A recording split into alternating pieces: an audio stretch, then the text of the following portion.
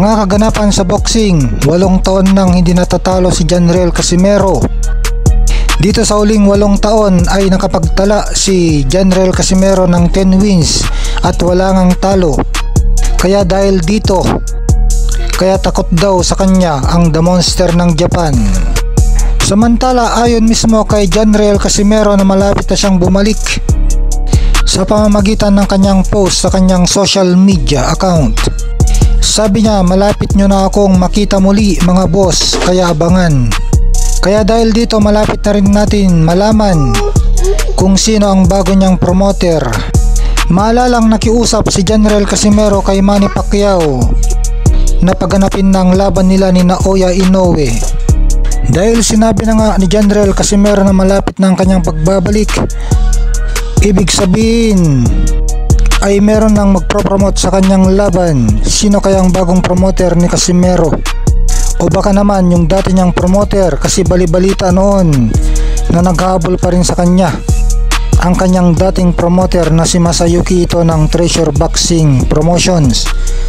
Kaya abangan natin. Samantala, pinasaringan ni Cuadro Alas si Naoya Inoue. Wala daw Japanese na malakas. Tandaan daw natin na Bisaya lang ang malakas. Sabay pakita ng sparring nilang dalawa ng isang Japanese fighter, kung saan malalakas na banat sa katawan ng Japanese ang banat ni Cuadro Alas. Walang Japanese na malakas, pero comment naman ng isang commenter na bakit napakadaming champion sa lower division ng mga Japanese ngayon.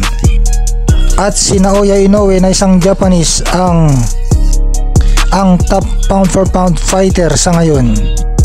Mas ikababayan natin na si Manny Pacquiao ay si Naoya Inoue ang kanyang hinahangaan ngayon. At ang napakalaking promoter na si Bob Arum ay sinabi rin ng pinakamahusay na fighter na nakita niya sa loob ng 60 years.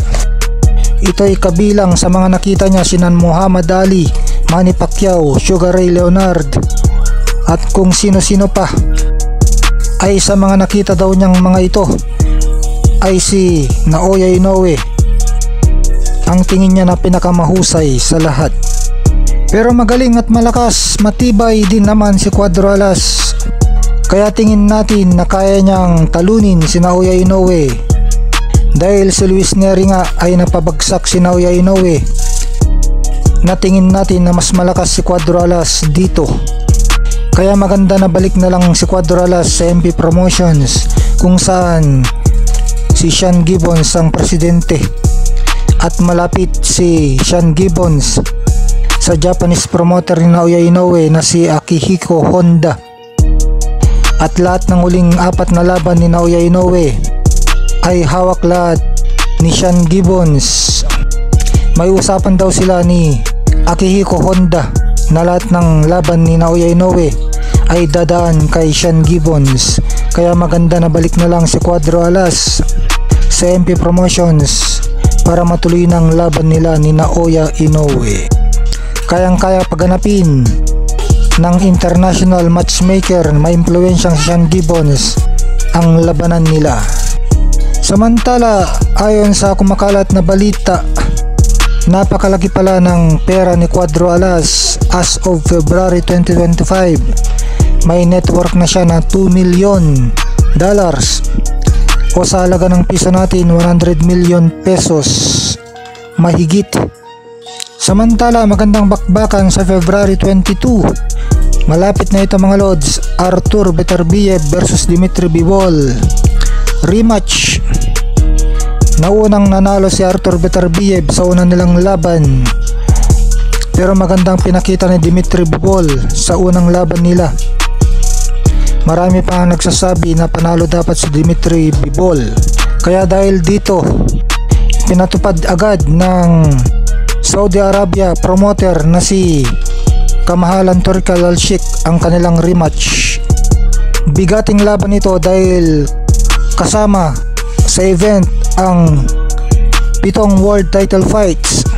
Kabilang dito ang labanan ni Daniel Dubois versus Joseph Parker na nakataya ang WBC World Heavyweight title.